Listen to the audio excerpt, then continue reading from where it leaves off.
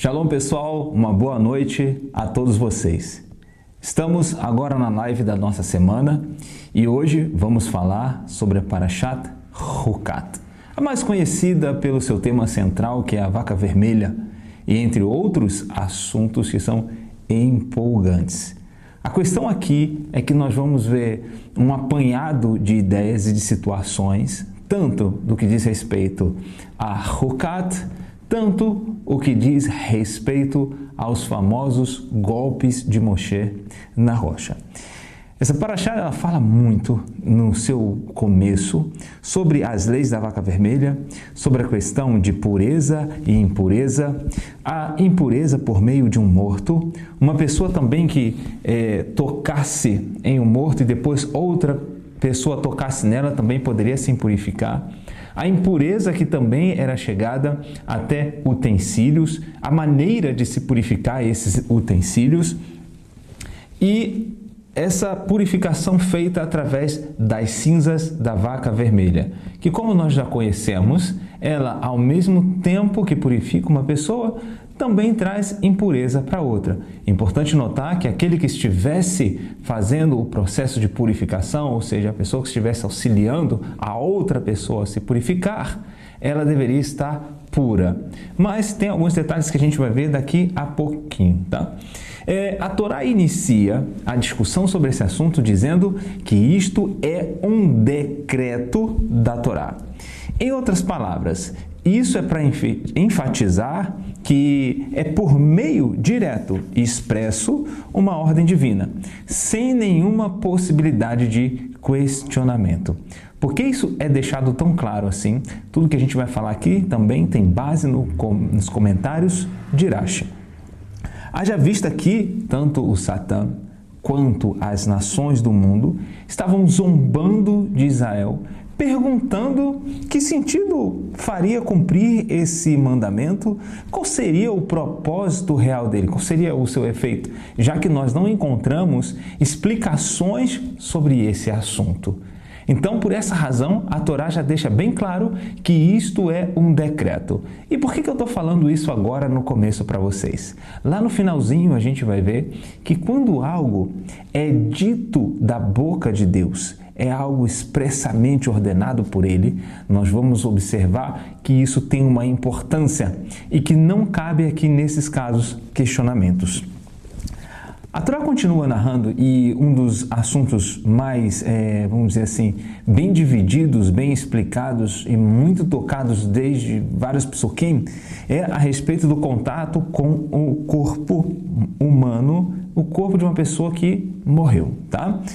Daqui a Torá deixa explícito a impureza relacionada ao corpo humano. Nós vamos ver isso no capítulo 19, versículo 13, que a ponto do contato de um ser humano vivo com um corpo morto trazer uma impureza muito mais grave do que a impureza com um animal que tenha morrido. Neste caso, um contato com um morto que seja um ser humano, seria necessário uma aspersão. Já com o animal, não seria necessário. Por quê? Pessoal, uma coisa que a gente precisa entender é que, embora tudo seja a vontade de Hashem, o Todo-Poderoso, nos deu a liberdade de escolha, o livre-arbítrio. E nós podemos decidir as nossas ações. Porém, algumas dessas ações, elas podem trazer sobre nós um nível de impureza muito grande, capaz até de afetar a pessoa em outros níveis espirituais. Na verdade, ela afeta em outros níveis, mas eu estou falando aqui, até depois dessa vida, trazer grandes consequências por causa de um tipo de contaminação, um tipo de impureza que essa pessoa tenha se envolvido, tá bom? O ser humano adquire muitas impurezas no decorrer da sua vida.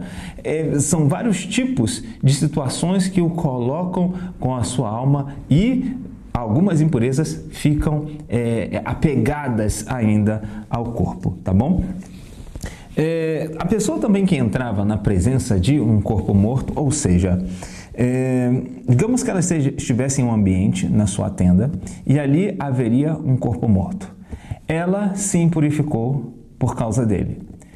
A impureza, ela era transmitida se houvesse de fato o corpo morto ali naquela casa ou naquela tenda. Se já não tivesse, mas o fato ocorreu lá dentro, isso não era considerado impureza, mas os utensílios que estavam lá dentro precisavam ser purificados. Ou seja, para ficar mais claro, se alguém entrasse em uma tenda em que ali havia um corpo morto, ela se tornava impura. Mas se entrasse ali e não tivesse aquele corpo morto, não teria impureza sobre ela. Os utensílios, nesse caso, e as pessoas que estavam perante esse corpo, precisavam ser purificadas. E o trabalho de purificação precisava ser completo, assim como fala a Torá, no 3º e no 7º dia. Ele não poderia ser no 4º dia e no 6º, nem no 1º e nem no 5º. Ele tinha que ser cumprido no 3º e no 7º dia. Se não houvesse isso, não estaria completa. A pessoa ainda ia permanecer impura. E tem até uma gravidade para uma pessoa que se tornava impura, e não é o que a gente se mantivesse, impura durante todo esse tempo, não é o que a gente vai tocar no assunto agora, tá bom? A pessoa, assim está no versículo 22, para a gente entender o tamanho dessas impurezas, é o seguinte: a pessoa que se purificou por meio de um morto e tocar em qualquer coisa, aquilo que ela tocasse ficaria impuro, e quem também tocasse nesta pessoa também estaria impuro. Daqui a importância de um certo isolamento e de um trabalho de purificação para que as demais coisas, as demais pessoas não se tornassem impuras junto com ela. Essa impureza, ela duraria até a noite. Daqui, assim diz o comentarista Rashi, observamos que um cadáver é uma fonte de impureza, e aquele que toca se torna pai da impureza, ou seja, em outras palavras, se torna uma fonte principal de impureza, que por sua vez acaba também impurificando outras pessoas. Falando sobre esse assunto, a gente vai chegar a um ponto que é um dos também mais comentados na porção dessa semana, que é a morte de Miriam. Pessoal, isso aqui foi um acontecimento que marcou a história do povo. Houveram consequências? Sim. Qual foi a primeira consequência daqui? A primeira delas é que a fonte de água parou. Aqui a gente já vai notar que haverão outros problemas ligados a esse acontecimento. Então a gente precisa entender que a Torá não correlaciona um assunto à toa. O assunto de Hukat, o assunto da vaca vermelha, relacionada com a morte de Miriam, tem muito a ver com purificação, ou melhor dizendo, expiação. Porque a vaca vermelha, ela tinha a capacidade de purificar uma pessoa, torná-la pura novamente. E todas as oferendas, elas traziam expiação. E daqui nós vamos aprender um conceito que está em Moed Katan 28a, que a morte de uma pessoa justa também traz expiação. Notem a beleza dessa porção. Quantas coisas profundas nós vamos encontrar na Parashat Hukat. E que o sentido delas é muito elevado. Mas a gente vai falar sobre alguns pontos que merecem muita consideração da nossa parte. Vamos lá. A gente imagina que a morte, né, de Miriam, ela foi diferente da de Aaron, diferente da de Moshe. Não. Ela também era uma pessoa que trazia méritos para o povo de Israel. Haja vista que durante todos os anos que eles estavam no deserto, o que sustentou aquela fonte de água, daquele poço, foi porque Miriam estava viva. Depois que ela faleceu, como nós já falamos aqui no começo, aquela fonte secou. A morte dela foi equivalente à do seu irmão, embora não tenha sido mencionado pela Torá. Miriam também morreu com um beijo da boca de Deus. E a gente faz essa pergunta, por que isso então não foi mencionado? Assim diz Rashi, não é respeitoso em relação a Deus falar dessa forma. já que a referência às mulheres deve ser sempre de forma recatada. Entendam que esse princípio ele é respeitado em todos os aspectos, tá? O recato ele é muito importante para vários assuntos, assim diz o Zohar, inclusive até para parnassá e para o sustento. Depois desse acontecimento, parou a água, cessou a água, começaram a jorrar água, não, reclamações. O povo começou a reclamar de Deus. Ah, mas não foi de Moshe? Quando o povo reclama de Moshe, está reclamando de Deus. Porque Moshe era a pessoa responsável para fazer todo esse trabalho que Deus havia ordenado a ele. Deus tirou o povo do Egito por intermédio de Moshe. Então, quando o povo falava contra Moshe, falava contra Deus. Isso foi dito lá atrás para Moshe Rabbeinu. A gente vai perceber que por causa desse assunto, toda a água que fluía para o povo era por causa do mérito de Miriam. Depois desses eventos da falta de água, o povo começou a ter um desejo de ter morrido juntamente com aquelas outras que morreram na peste junto com aquela situação de Korah. O povo estava muito aflito e angustiado. Vamos lembrar um pouquinho do Yom Kippur, quando a gente fica 25 horas sem comer e sem beber. A gente sabe que depois desse tempo, nós vamos comer e beber normalmente, alguns até mais do que a conta, né? Mas vamos deixar isso para lá. A aflição é grande de 25 horas. Imagina agora Miriam ter morrido e o povo, entre aspas, não ter certeza de mais nada. E agora, o que vai acontecer? Eles começam a reclamar que saíram do Egito, não têm onde plantar, não têm onde fazer os seus trabalhos que estavam acostumados e ainda sem água. Eles começam a reclamar de Deus. Obviamente, estão reclamando de Moshe, mas quando eles reclamam de Moshe, eles reclamam de Deus. No versículo 4 a 8 da Torá, é o momento em que Moshe escuta toda essa reclamação do povo e onde eles notoriamente estão dizendo que estão arrependidos de ter saído do Egito. Agora, existe um problema aqui e isso é algo que acontece conosco, tá bom, pessoal? Muitas vezes nós desvalorizamos tudo que foi feito lá atrás por causa de uma única situação. Uma situação que às vezes ela é passageira, mas por causa da nossa angústia, é como se nós jogássemos tudo para o alto e falar, olha, eu só quero resolver isso e o que foi feito para trás não me interessa mais. Olha a situação que eu me encontro hoje, isso é que é o importante. Pessoal, aqui está um erro gravíssimo. Por tantas vezes Deus mostrou, por meio de seus milagres, por meio dos sinais que ele fez no Egito, a proteção que ele trouxe para o povo, até aquele momento onde eles estavam caminhando no deserto, será que agora Deus não poderia trazer uma nova fonte de água para os israelitas? Claro que poderia. De certa forma, isso está servindo como um teste para o povo. E vou dizer para vocês, até mesmo para o próprio Moshe. Moshe, como sempre, recorre a Deus. Ele, juntamente com seu irmão, Deus vai e fala com Moshe e Aharon, dizendo para eles o que deveria ser feito. De acordo com o Rabino Efraim, e segundo o Rav Yosef Yozel Horovitz, mais conhecido como o Alter Minovardok, a explicação do erro de Moshe está em um incrível Midrash, que afirma que Deus havia especificado para Moshe de qual pedra ele deveria ter tirado água. Opa! Peraí! De qual pedra ele deveria ter pedido para que jorrasse água dali? Olha, a situação ficou um pouco mais confortável para Moshe. Será? Vamos ver.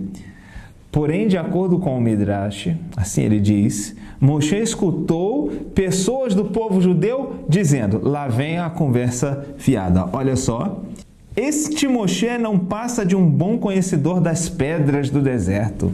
Ele sabe quais pedras são porosas e dentro de quais pedras há água armazenada. Agora o povo está dizendo, que coisa de milagre nada. Moshe já conhece, sabe o que está dentro daquela pedra ali, se tem água, se não tem. Ele conhece pela estrutura da pedra. Se ele quer mesmo provar que está tirando água da pedra, como um intermediário de Deus, que tire então água da pedra que nós vamos escolher. Ai, que situação! Imagine se você numa situação como essa. Deus te mostra algo e o povo agora começa a argumentar com Moshe que, isso é papo furado. Moshe já conhece essa história toda, já sabe como é que as coisas funcionam. Assim diz o Midrash que quando Moshe escuta esses comentários, ele entrou em um grande dilema. Moshe é um tzadik. Ele entra em um dilema e não sabia o que fazer naquela situação. Das palavras do Midrash, podemos entender melhor o erro de Moshe. Daqui a gente vai entender o que ocasionou tudo isso. Porque é muito simples dizermos que Moshe simplesmente se chateou com o povo por causa de todo o tempo que vivia com eles e foi lá e bateu na rocha e tirou água por causa da irritação que foi causada, mas não é bem assim que o Midrash está dizendo para a gente.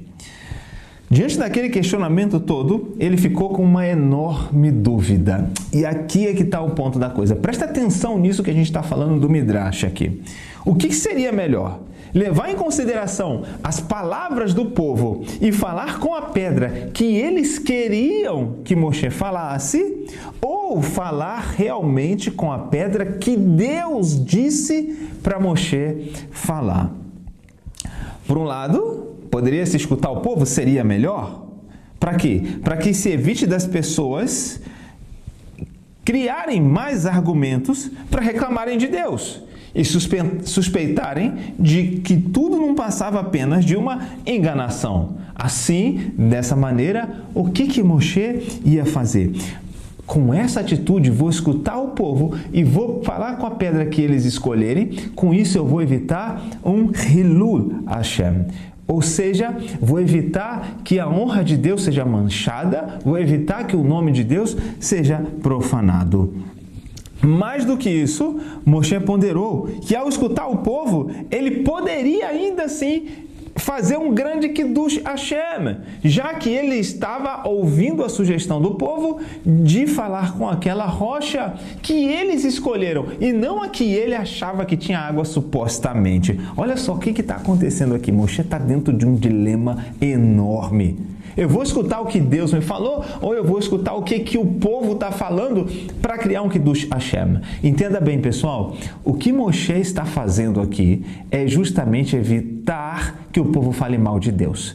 E que através da sua atitude de ouvir o que o povo está falando, ele santifique o nome de Deus. Porque então seria até uma surpresa sair uma água da rocha que eles escolheram. Mas não é bem assim que a coisa funciona. Por outro lado, talvez seria melhor não mudar absolutamente nada no comando de Deus. Rapaz, aqui agora está a dica de tudo. Seria muito melhor não mudar nada daquilo que Deus havia falado para Moshe. Mesmo que através disso saísse um suposto Hilul Hashem. Supostamente poderia criar ali uma profanação, as pessoas falarem mal do nome de Deus. Será que isso ia acontecer? Moshe reúne toda a congregação. Já está estafado, já está cansado de tanta reclamação. Irritado com tudo isso. E sai naquele momento a frase que gerou muita insatisfação da parte de Hashem pelas palavras que Moshe disse, numa situação de estar muito irritado. Mas antes disso, Moshe pondera o seguinte: será que podemos tirar água desta pedra, uma vez que eles não reconheceram que a pedra específica da qual milagrosamente saía água durante a vida de Miriam, isso porque essa mesma rocha havia se juntado às demais quando o poço cessou. Os israelitas disseram: olha, Moshe, que diferença faz para vocês? A partir de que rocha vai ser tirado água para nós? Isso não nos interessa, Moshe. Por essa razão foi dito para eles Amorim, rebeldes. Aqueles que ensinam Morim aos seus professores. Entre outras palavras, o povo estava tentando ensinar para eles como fazer um milagre. Entendam bem o cenário que eles estão envolvidos, o cenário que Moshe e Aharon está imerso. Olha, um cenário muito difícil. Moshe lhes diz, segundo Midrash Tanhumá, Chukat 9, Bamidbar Rabá 19, 9, será que podemos tirar água da rocha sobre a qual que não fomos ordenados? Será que a gente pode tirar a água dessa rocha que nós não recebemos nenhuma ordem de Hashem para mexer com ela, vamos dizer assim? E aqui, Moshe está numa dúvida terrível. Qual seria a atitude que causaria um Kiddush Hashem? Seria através de uma pequena mudança no comando de Deus? Dentro de um contexto específico de uma necessidade pontual, já que o povo estava questionando? Ou seria simplesmente através do cumprimento da vontade de Deus? Rashi nos ensina que, infelizmente, Moshe acabou fazendo a escolha errada. Ele falou com a pedra que o povo havia escolhido. E pelo fato de não ser a pedra que Deus havia comandado, o que aconteceu? Nada. Não saiu nenhuma gota d'água. Moshe golpeia por 2 vezes a rocha, assim diz a Torá. A primeira vez que ele golpeia, apenas algumas gotas saem daquela A primeira vez que ele golpeia, apenas algumas gotas saem daquela pedra. A gente está com a ordem na cabeça e as gotas e os golpes não funciona. Por quê? Eles acabaram falando até com a rocha errada, como nós lemos anteriormente. Mas ele golpeia e não dá certo. Por quê? Eles deduziram que deveriam fazer então, como está descrito lá no Êxodo 17:6, o seguinte: você deve golpear a rocha. Agora Moshe está numa situação extremamente complicada e no meio que num beco sem saída. Nesse momento, aquela rocha que saía água normalmente, ela aparece. E eles acabam batendo nessa rocha. Na verdade, Aharon estava junto com ele, mas estou falando Moshe especificamente, ele acaba batendo naquela rocha. Agora, a coisa complicou. Tudo isso de acordo com Midrash Tanhumá, Chukat 9, Bamidbar, Rabá 19a. Segundo nossos sábios, não foi apenas a pedra que Moshe golpeou que deu água ao povo. O milagre foi muito maior. E naquele exato momento, todas as rochas no deserto se abriram e também forneceram água ao povo. O que eu vou ler para vocês aqui, pessoal, é algo que vai nos deixar assim, puxa, por que às vezes eu não faço a coisa diferente ou como Deus ordenou? A partir de hoje, eu espero que você consiga alcançar essa fé, essa emuná, e assim seguir o conselho de Deus. A partir daqui, a gente vai entender o quanto é importante nós seguirmos o conselho de Hashem e obedecer às suas mitzvot da forma com que Ele estabeleceu. Não como fulano ou ciclano diz, eu acho que é assim. Não, não é. Como está descrito, o que a Torá ordena, o que os nossos sábios ensinam, essa é a maneira correta. Portanto, mesmo se Moshe tivesse cumprido exatamente a vontade de Deus, não teria acontecido Hilul Hashem. O nome de Deus não seria profanado. Se Moshe estivesse fazendo exatamente o que Deus pediu para ele fazer, conforme foi a ordem divina, presta atenção nisso, pessoal, conforme foi a ordem que Deus deu para ele, não haveria profanação de forma nenhuma. Pois não haveria mais nenhuma possibilidade de o povo argumentar que Moshe era um bom conhecedor das pedras do deserto. Ao contrário, através dos cálculos que Moshe fez, ele se afastou do Kiddush Hashem, que seria possível fazer diante de todo o povo judeu. Caso ele tivesse escutado o comando de Deus, a água teria saído apenas com a sua fala e não teria sido necessário golpear nenhuma vez aquela pedra, nenhuma vez aquela rocha. Através do versículo 12 do capítulo 20, Deus diz para Moshe: vocês não fizeram com que eles acreditassem em mim. Pelo fato de vocês agirem dessa maneira, escutando o povo, vocês estragaram o plano. A Torá revela que se não fosse por esse pecado, Moshe e Aharon teriam entrado na terra de Israel, com a finalidade de que não fosse dito deles: o pecado de Moshe e Aharon era como o pecado da geração do deserto, sobre o qual foi decretado que eles não entrariam na terra. Existe uma pergunta aqui que foi feita por Moshe em Números 11, 22, que diz o seguinte: se todo o rebanho e o gado fosse abatido por ele, tá? Aqui é um outro contexto, mas os sábios estão dizendo que ficam a dúvida sobre a abordagem desse questionamento de Moshe, que ocorreu em Números 11, 22, depois dá uma olhadinha lá, que esse pecado não foi mais grave do que esse de agora, de simplesmente bater na rocha. A questão aqui é que quando Deus usou esse argumento, a questão aqui é que quando Moshe utilizou esse argumento em Números, em Bamidbar, ele falou com Deus de maneira privada. Esse evento de bater na rocha foi diante de toda a congregação de Israel. Lembra lá no início dos Pesukim que Moshe reúne toda a congregação? Isso foi na frente de todo mundo. Foi algo grave, foi algo muito complicado.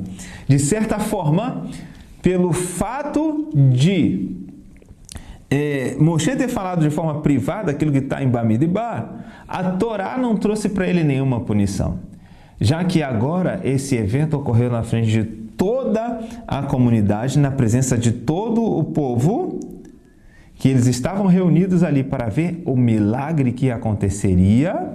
A Torá nesse caso não poupou.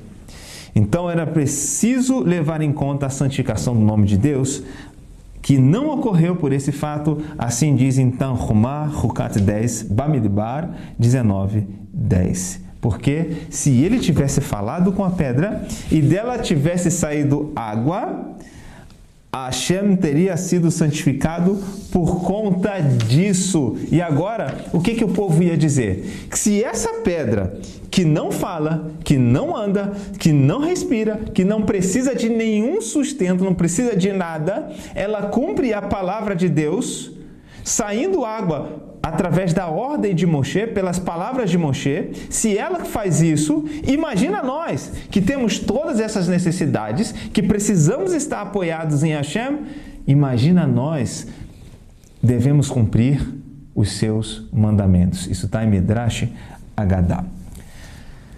Deus usa uma expressão, já no finalzinho, que diz o seguinte: Lachem, como um juramento para que quando Moshe e Aharon rezassem de forma extensa e demasiada para tentar revogar aquele decreto, isso não ia funcionar. Por isso Deus faz um juramento, porque a oração dos justos ela é sempre ouvida.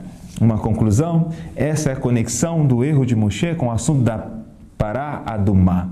Deus nos entregou muitas mitzvot que estão completamente acima do nosso entendimento racional, justamente para nos treinar a internalizarmos o fato de que somos limitados no nosso entendimento e, portanto, não devemos fazer cálculos quando estamos diante da vontade de Deus, que é ilimitado. Não há nada melhor do que o que Deus nos pediu explicitamente. Não há cálculos perante aquele que criou o universo. Somente com essa certeza podemos fazer sempre o que é correto, causando um Kiddush Hashem com cada ato, mesmo no que parece ser, em nossa ótica limitada e lógico.